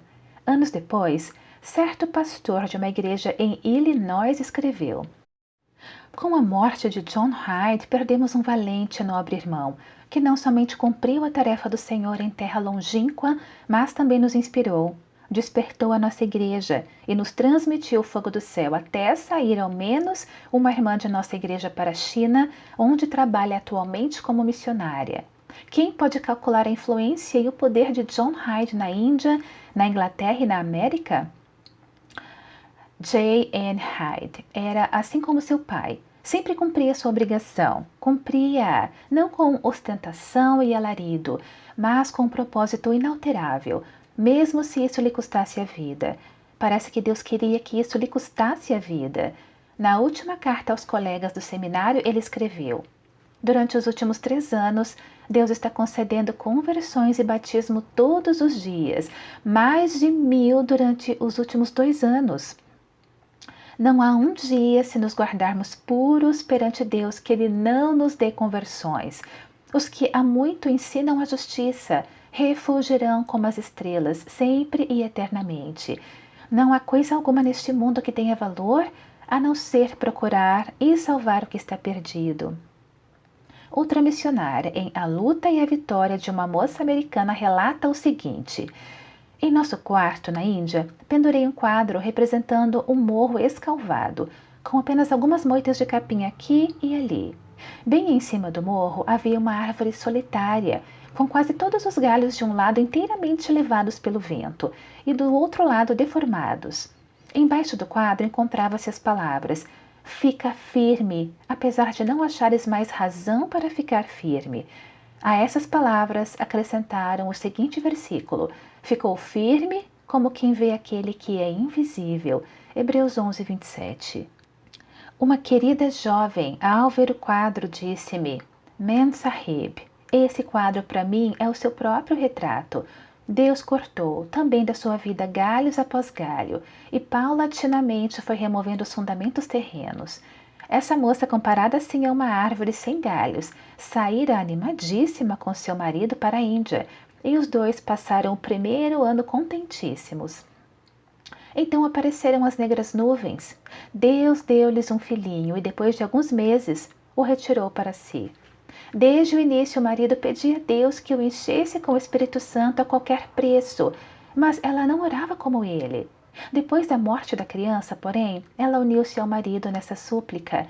Mas ao levantar de cada oração, ela acrescentava: Oh, como receio o preço! Então o marido caiu em febre. Ela suplicou e orou fervorosamente e pediu mesmo que o Senhor o curasse, mas ele faleceu. Durante alguns meses, ela, mergulhada em profunda tristeza, parecia esquecida de tudo. Só não esqueceu o que era para ela uma tragédia. Foi um ano de densas trevas. Mas na primavera, Deus enviou-lhe um mensageiro, o Sr. Reginald Sturr, de quem John Hyde aprendera bastante. Foi por meio deste mensageiro que Deus revelou o que ele desejava ser para todos os seus filhos, tudo em todos, o primeiro entre 10.000, o amigo mais chegado. Cristo possuía a vida desse homem. O Senhor significava para ele infinitamente mais do que o amigo mais íntimo da terra. Cristo não lhe era apenas o centro de tudo na vida, mas era a sua própria vida. Comungava com ele como um amigo, passando horas a fio com o Senhor, e o íntimo de seu ser brilhava com a glória da sua presença permanente, e em todo lugar onde andasse a glória de Cristo se manifestava nele. Não muito depois de conhecer esse mensageiro de Cristo, ela escreveu: Por escrito consagrei a mim mesma a meu filho, nascido logo depois da morte de seu marido, e a tudo que tenho e tudo que hei de ter ao Senhor, para lhe pertencer para todo sempre. Foi uma entrega incondicional, e o Espírito Santo entrou na plenitude e começou a dirigir-me para que eu conhecesse o amor, o gozo e a paz. Um conhecimento que ultrapassa o amor, o gozo e a paz que anelei por longo tempo. Entrou no meu coração um sossego profundo. Foram-me reveladas as fecundas riquezas da palavra de Deus, as quais se tornaram um alimento para minha alma. Nos anos seguintes, desde então, eu tinha repetidamente de escolher entre dois caminhos, entre o da vida do crente comum, ou o que parecia marcados pelos pés sangrentos do Salvador. E ele me chamava para segui-lo, o cordeiro que foi morto. Esse era o caminho da cruz para mim, mas se transformou em caminho da comunhão com Cristo. Mais adiante, ela escreveu acerca do mensageiro que Deus enviara para Punjab e que tão acentuadamente se deixava possuir por Cristo. Não me lembro de ouvir esse irmão falar acerca da oração, mas ele orava. Pregava 4 ou 5 vezes em um só dia. Em tais ocasiões, passava a metade da noite em oração, às vezes sozinho, outras vezes com outros, e ele orava. Nos relatos ligeiros e humildes que essa missionária escreveu, descobre-se a maravilhosa obra que Deus fez por intermédio dela. Às vezes entre os maometanos, outra entre os hindus e outras entre os missionários, diz ela. Houve muitos fracassos, tempos em que a vida de interesse impedia o que Deus queria fazer. Admiro-me cada vez mais pelo fato de Deus ter podido realizar obras tão empolgantes e significativas, apesar dos meus fracassos, e concedeu-me o gozo de presenciar a sua ação. Deus convida todos os seus filhos que anelam tal bênção a entrarem no lugar oculto dentro do véu, o mais agradável refúgio onde há paz perfeita e sossego eterno. Quando eu era menino, havia uma represa d'água perto da casa do meu pai. Lembro-me de como me divertia lançando pedras nas águas. Gostava de seguir com os olhos o movimento na superfície das águas, que em círculos crescentes, em número e em tamanho, arrebentavam na margem aos meus pés e em todas as pequeniníssimas enseadas e baías ao redor da represa. Em Siaku também foram iniciados círculos e ondas de bênçãos de Deus, que continuam a entrar nas enseadas e baías, do íntimo do coração de grande número de pessoas. Creio que todos os átomos e moléculas da água na represa perto da casa de meu pai eram movidos pela força das pedras que lançava nas águas. Somente Deus e os anjos sabem calcular as bênçãos que o corpo de Cristo recebeu pela tremenda força da oração promovida pelo Espírito Santo na sala de oração em Sialkot. Dessas convenções, os pastores, evangelistas e obreiros da Índia regressavam à casa com um novo zelo para servir a Jesus Cristo e eram usados para transformar milhares de pessoas nos vários campos de trabalho. A vida espiritual dos missionários foi aprofundada por visões de Deus. Cartas e porções das Escrituras, como lenços e aventais, levados do corpo de Paulo, foram enviados, talvez a todos os países da terra, para sarar os corações desalentados e para orientar e encorajar os que desejavam iniciar a sua vida de oração. Por certo, dezenas de milhares de almas nasceram no reino de Deus como resultado das angústias que sentiram aqueles que oravam em Sialkot. Miríades de pessoas levantar-se-ão no grande dia para agradecer a Deus porque 2 ou 3 homens, no norte da Índia, em nome do Senhor disseram: vamos reunir-nos em Sialkot. Santidade ao Senhor. Ao relatar cuidadosamente, com oração, os eventos e ocorrências da vida de meu amigo íntimo, estou muito impressionado com um grande característico da vida de John Hyde, que era a santidade. Não digo que a maior coisa da sua vida fosse o espírito de oração, apesar dele dedicar a sua vida à oração. Não quero enfatizar, sobretudo, o trabalho de ganhar almas, Tinha poder em atrair almas a Cristo porque a sua vida exemplificava a vida de Cristo. Deus diz: segui a santificação, sem a qual ninguém verá o Senhor. É bíblico também dizer: sem a santificação ninguém ganhará muitas almas para o Senhor. O próprio John Hyde dizia: o eu não somente deve morrer, deve ser bem enterrado, porque o mau cheiro da vida interesseira, se não for sepultado, afugentará as almas que querem chegar-se a Cristo. John Hyde não pregou muito sobre sua própria experiência de santificação, mas a sua vida era santa. Sua vida era um sermão. Não falou muito acerca da oração, ele orava. Sua vida era um testemunho do poder do sangue de Jesus para nos purificar de todo pecado. Acrescentamos aqui os testemunhos que recebemos de várias pessoas. Poderíamos multiplicar esses testemunhos da santidade desse amado servo de Jesus Cristo, o homem de oração. Citaremos um trecho de uma publicação do bispo de Oxford sobre a santificação. Não existe um poder tão irresistível como o poder da santificação pessoal. Falta ao crente, às vezes, a oportunidade de exercer os seus dons, ou muitas vezes os seus esforços são mal entendidos.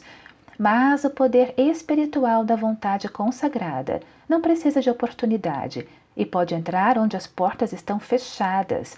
Nos múltiplos embaraços da vida humana não há força que opere tão ininterruptamente como a misteriosa, despretensiosa e silenciosa influência que emana da pessoa que não procura o seu próprio interesse. Assim se explica o mistério do poder e da grande influência de John Hyde. Multidões foram constrangidas a cair de joelhos pelas orações que pronunciou quando cheio do Espírito Santo. O seguinte é extraído de uma carta recebida por uma irmã de John Hyde.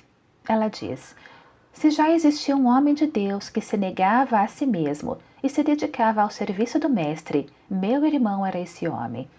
Assim disse um crente da Índia: a maravilhosa espiritualidade de John Hyde foi por algum tempo tão excepcional que todos os que a presenciavam ficavam admirados. As seguintes palavras são de um missionário à Índia. Sentimos profundamente a sua saída, especialmente os crentes da Índia a sentem. Foi um dos maiores homens de Deus que já conheci, e sua vida foi de incalculável influência. Um colega que estudou com ele escreveu: nunca houve santo na igreja mais santo que ele. Deu verdadeiramente a sua vida para Cristo e para a Índia. Outro missionário da Índia escreveu: na sua vida de oração, descobria-se que era possuído por Cristo. Conversava com Cristo da mesma maneira como se conversa com um amigo, passando horas com ele. O íntimo de seu ser era iluminado pela presença permanente de Cristo. E em todo lugar onde andava, o povo via a Cristo. O seguinte foi publicado no Indian Witness. Tinha uma influência prodigiosa na Igreja da Índia. Seus sermões na última convenção em Siacut produziram profunda impressão.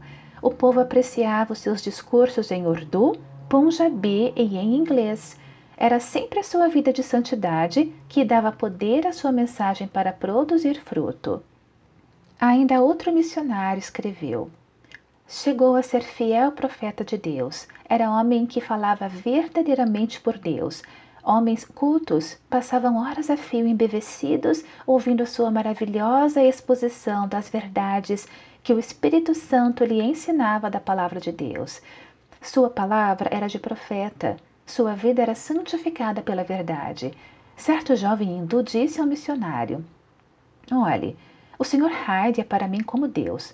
De fato, apesar de o hindu não o compreender, John Hyde exemplificava a vida de Deus. Cita o seguinte que John escreveu a sua irmã, enquanto ainda em Clifton Springs, New York, com data de 27 de outubro de 1911.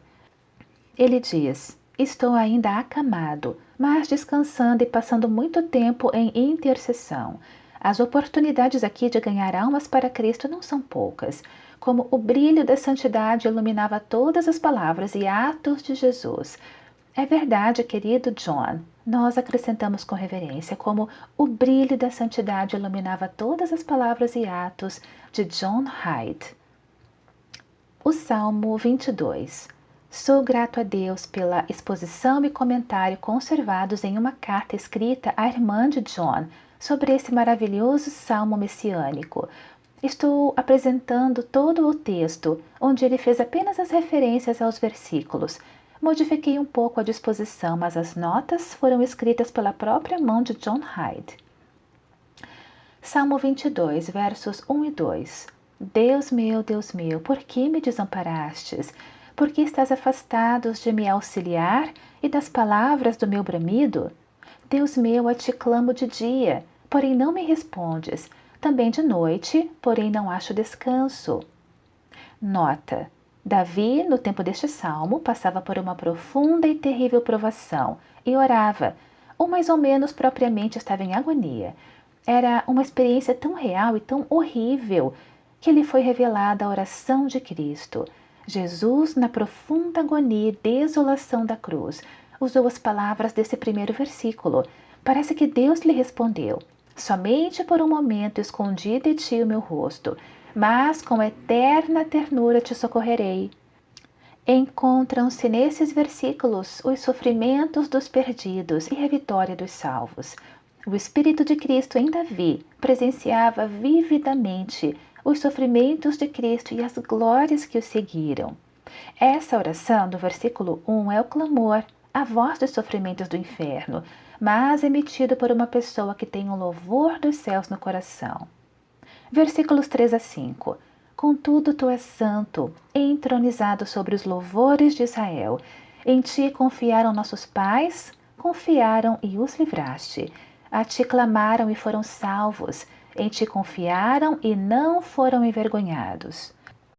Nota: esse homem que assim orava era um judeu, portanto disse, nossos pais. Versículos 6 a 8. Eu, porém, sou verme e não homem, opróbrio dos homens, é desprezado do povo.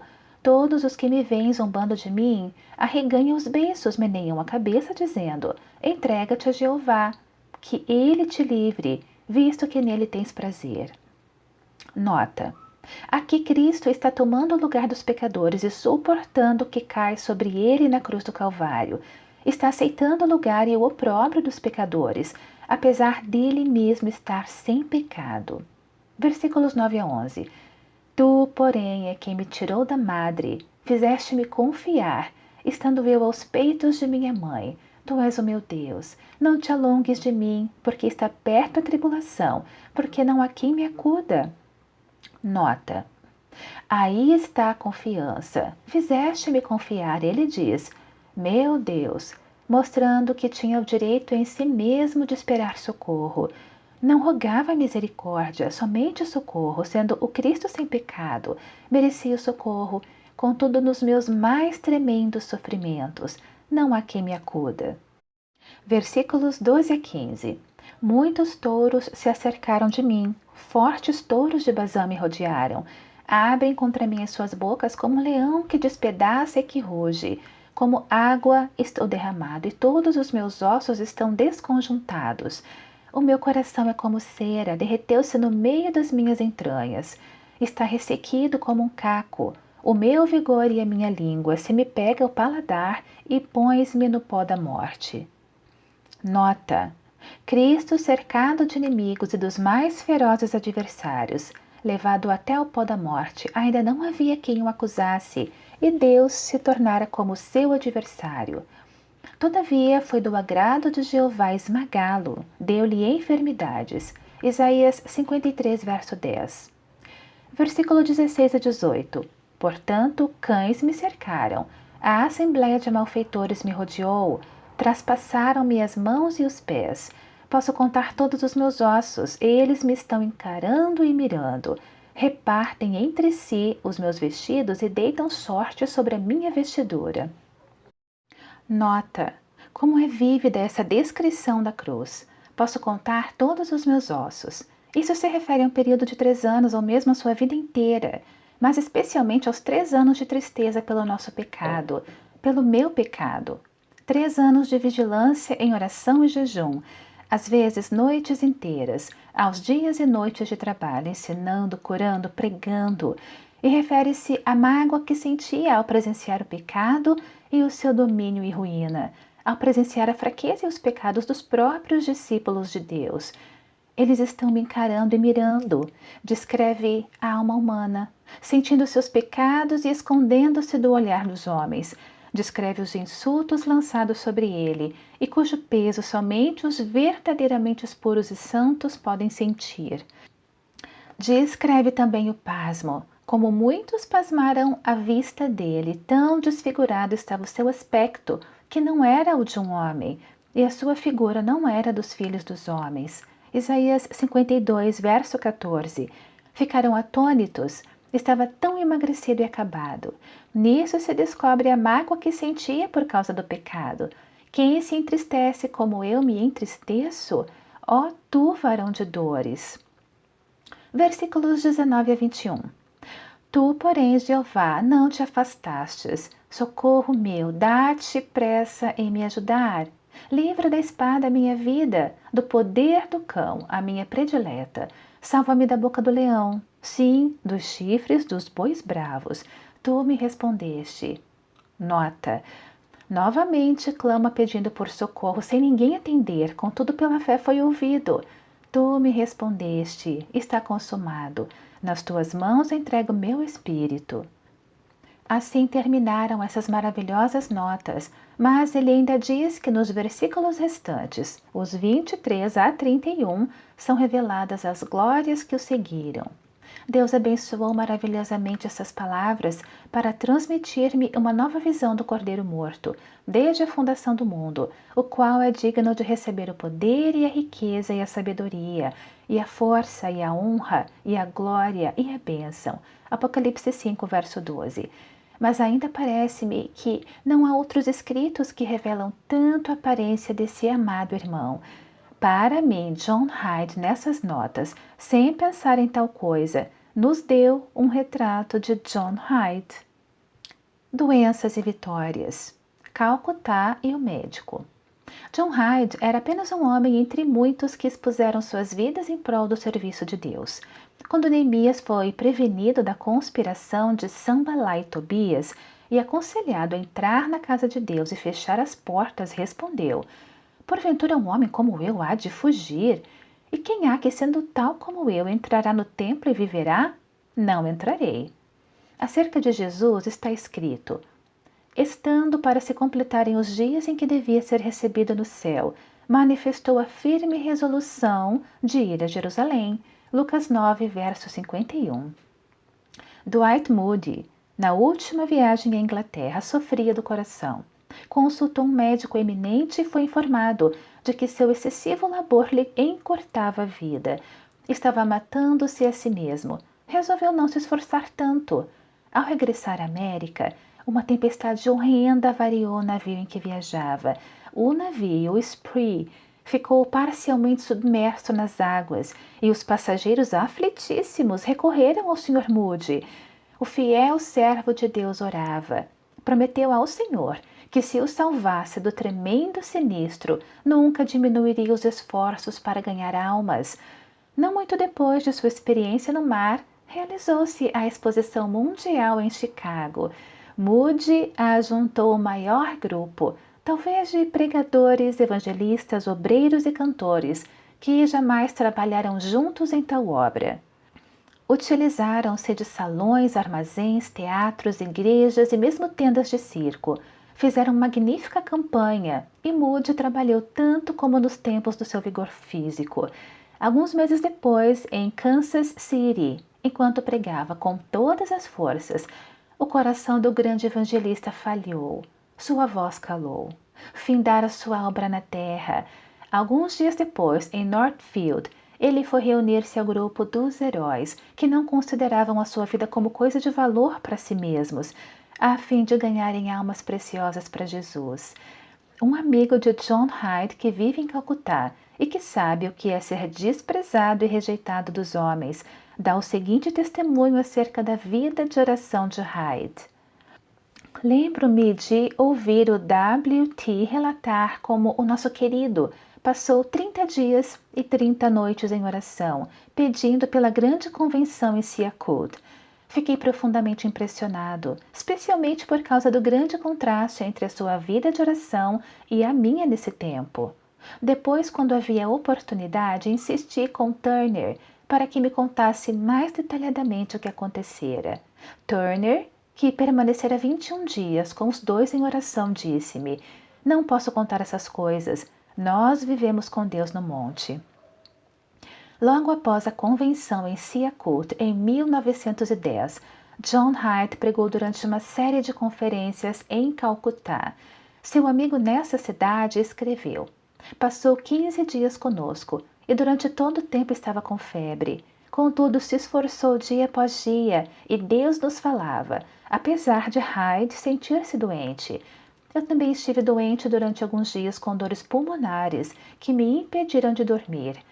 Passando a noite acordado, notei que John Hyde se levantava e acendia a luz do seu quarto à meia-noite, às 2 horas, às 4 horas e outra vez às 5. Assim fiquei sabendo que, apesar das vigílias durante a noite e a sua doença iniciava o dia às 5. Jamais esquecerei as lições que aprendi nessa época.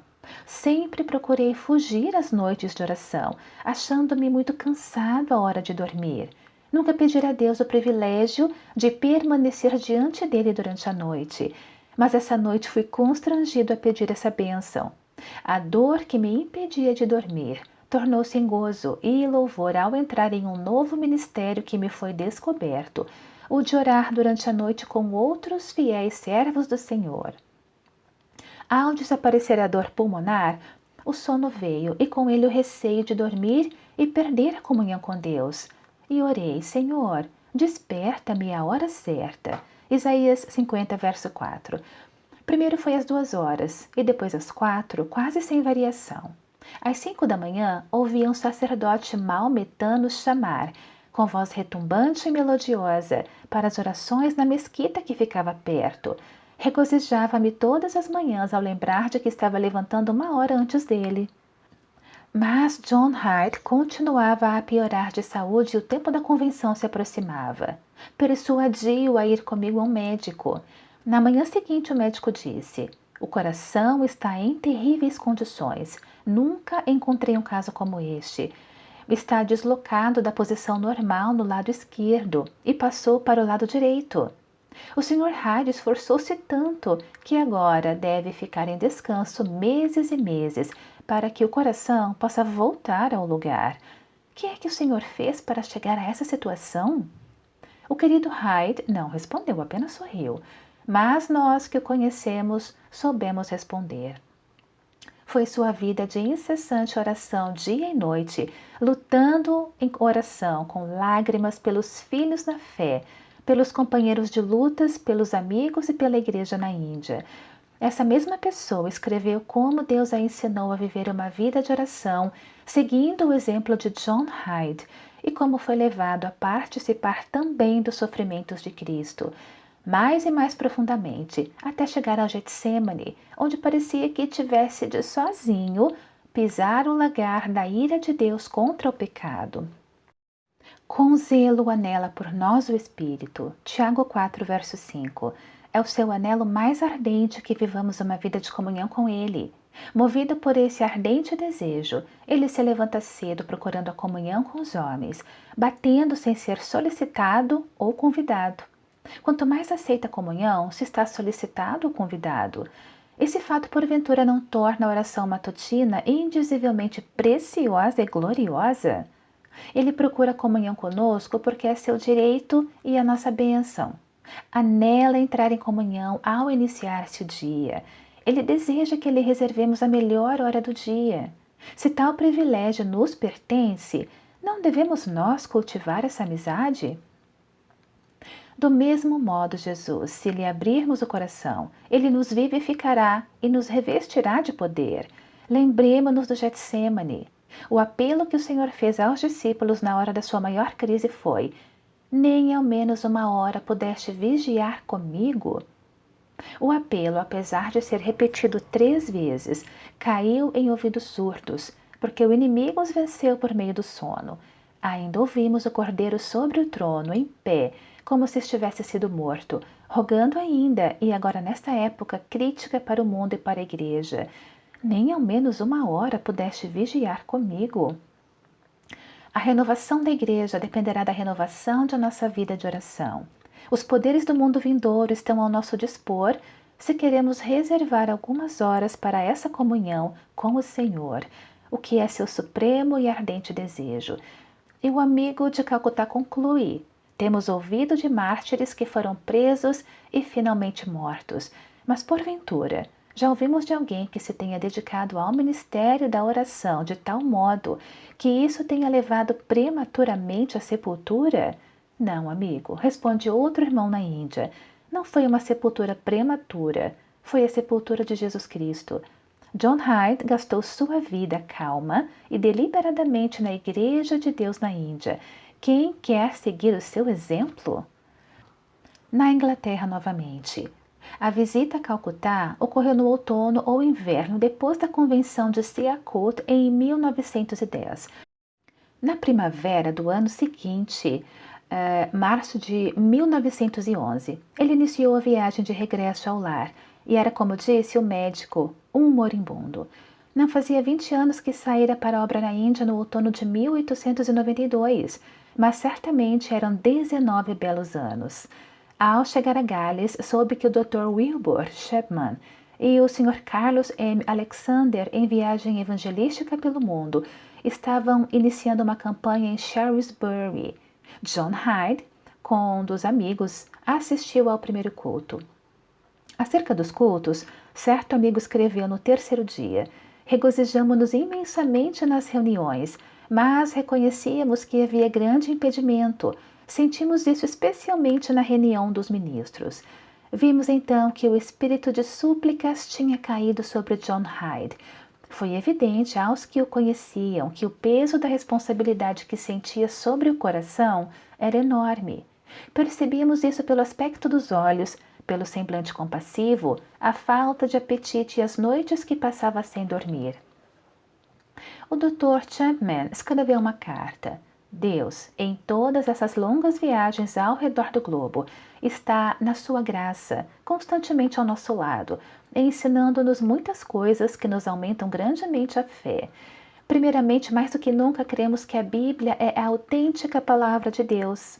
Em segundo lugar, cremos na oração. Também como nunca antes, aprendemos algumas grandes lições sobre a oração. Em certo lugar na Inglaterra, os auditórios eram muito pequenos. Não parecia possível obter frutos.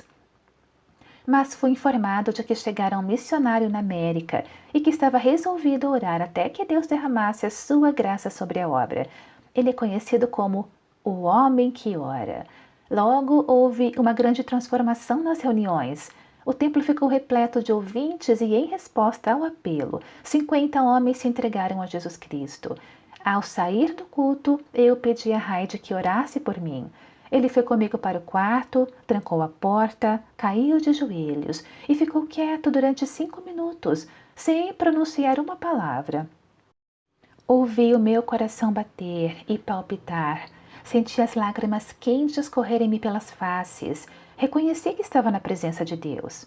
Então Hyde, com o rosto levantado e as lágrimas rolando pela face, suplicou: ó Deus! Passou mais 5 minutos pelo menos calado. E então, quando estava certo de falar a Deus, colocou um braço sobre o meu pescoço e subiram no íntimo do seu coração súplicas, tais que eu jamais ouvira. Levantei-me, sabendo pela primeira vez o que é orar realmente. Cremos que o poder da oração é sem limites e o cremos como nunca antes. O Sr. Carlos Alexander relatou a Maria, irmã de John, outros acontecimentos durante essas reuniões. Não foi somente o Dr. Chapman que orou com John Hyde, mas também o Sr. Alexander. Os 3 passaram quase o dia inteiro juntos, tratando do problema das reuniões. Depois, os outros que auxiliavam na obra foram chamados e passaram longo tempo em oração. Então foi que o Espírito Santo se manifestou nas reuniões com tanto poder que todas as barreiras foram demolidas e pecadores começaram a clamar em todos os cantos do templo, pedindo misericórdia.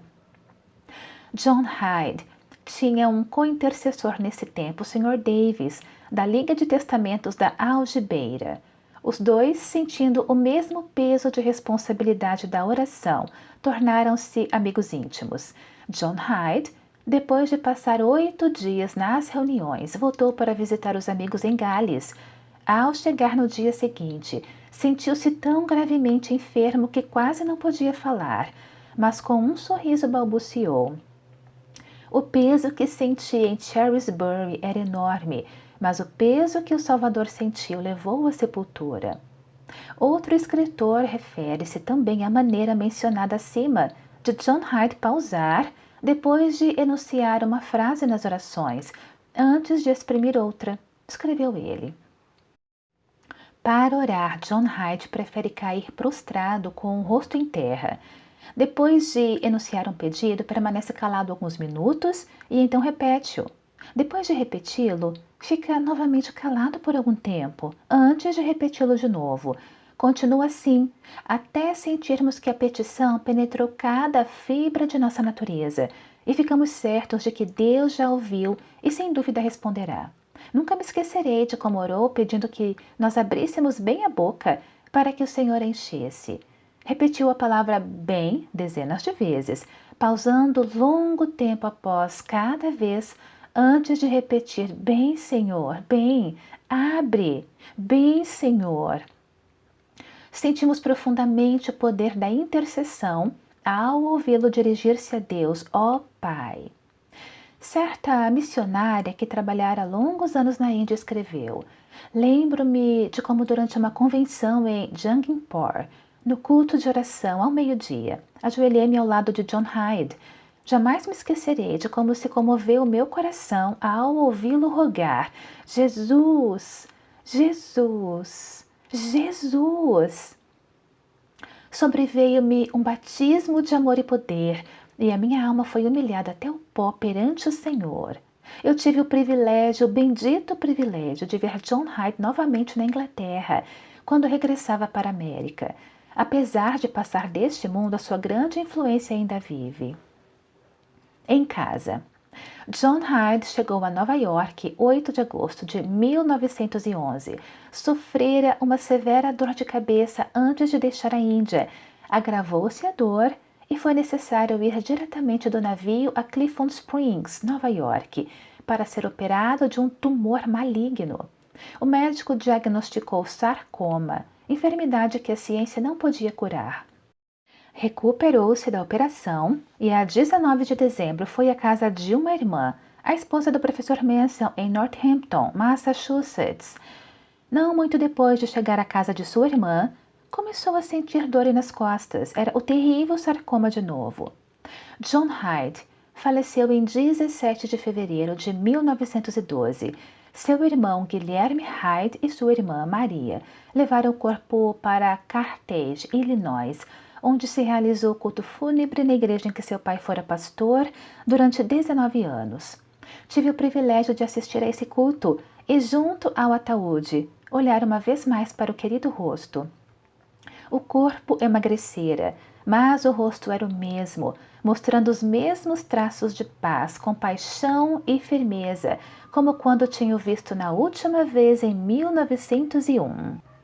Era um dia nublado, gélido e tristonho no cemitério de Moss Ridge, quando o deitamos ternamente ao lado de seus pais e seu irmão Edmundo.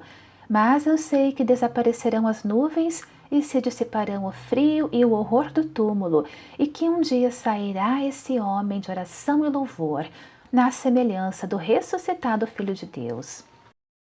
Vitória! O último inimigo que será destruído é a morte. 1 Coríntios 15, verso 26. John Hyde tinha enfrentado tanto esse inimigo, entrando tantas vezes na terra de ninguém para salvar os perdidos, que não se assustou ao travar a última e horrenda luta com ela, em fevereiro de 1912. Quando John Hyde estava na Inglaterra, Carlos Alexander levou-o a seu médico, e depois a uma consulta com 3 médicos. O seu médico se esforçou para impressionar John Hyde a respeito da gravidade do seu estado. Tanto Carlos Alexander como o médico admiram-se ao ver a resignação de John. Fazia muito tempo que não mais temia a morte, e para ele partir e estar com Cristo seria muito melhor. Encerramos a nossa história da vida de John Hyde com o trecho seguinte da pena do Dr. Anderson, presidente da mesa que fundou a convenção em Sialkot. John Hyde participava grandemente dos sofrimentos da Índia e tratava lutas renhidas para libertar seu povo do pecado.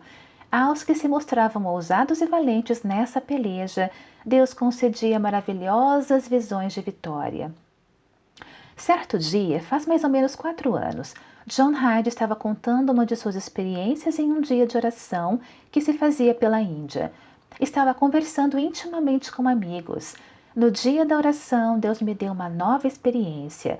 Parecia que fora elevado muito acima do conflito aqui em Punjab, de onde contemplava a grande batalha de Deus em toda a Índia e até a distante China, Japão e África. Percebi como antes achamos interesse somente em nosso próprio país e em nossa própria denominação, enquanto Deus agora une apressadamente grupo a grupo e fileira a fileira. Vi como a grande peleja se tornara uma só. Para mim, esta é a grande vitória de Cristo. Não devemos ousar pelejar sem reconhecer essa grande batalha mundial em que fazemos parte. Devemos esforçar-nos ao máximo para obedecer implicitamente àquele que olha constantemente para todo o campo de batalha. É somente Ele que sabe colocar cada pessoa no lugar próprio, onde a vida de cada um será mais proveitosa. John Hyde, colocado acima de todo o fragor da batalha, fitava o grande comandante a quem obedecia em tudo.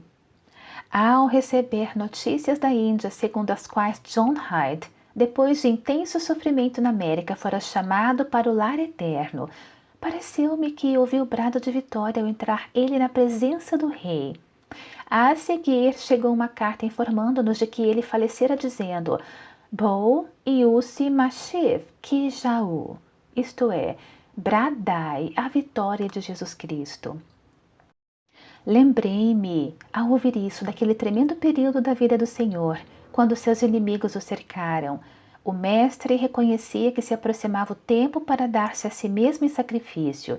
Sabia que se aproximava o momento dos discípulos o abandonarem, de entrar no Getsêmani e sair para o Calvário. Jesus, apesar de tudo isso, disse: "Tende bom ânimo, eu tenho vencido o mundo." Em seguida lembrei-me dos dias e das noites que John Hyde passou lutando na Índia pelos escravos do pecado. Lembrei-me de como, depois de horas seguidas de agonia, costumava levantar-se, tendo os irmãos em redor, bradando Bo Iusi Mashiv Kijai. Até mesmo que se tornou o grande brado de guerra da igreja em Punjab. Assim como ele nos proclamou a presença do grande vencedor, devemos esforçar-nos para que ressoe por todo o mundo: bradai a vitória de Jesus Cristo. Agora, John Hyde não voltará mais às abençoadas convenções em Sialkot. Outros filhos de Deus se juntarão nesse lugar de adoração.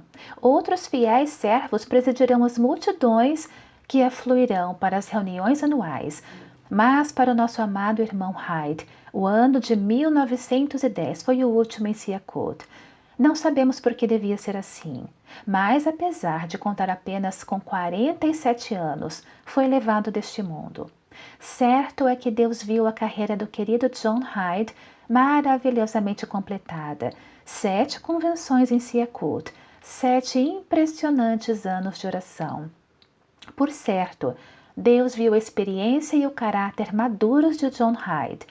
Certamente Deus reconheceu que ele tinha frutos abundantes para depor aos pés do Senhor da seara, pois aquele que semeia em abundância também colherá em abundância.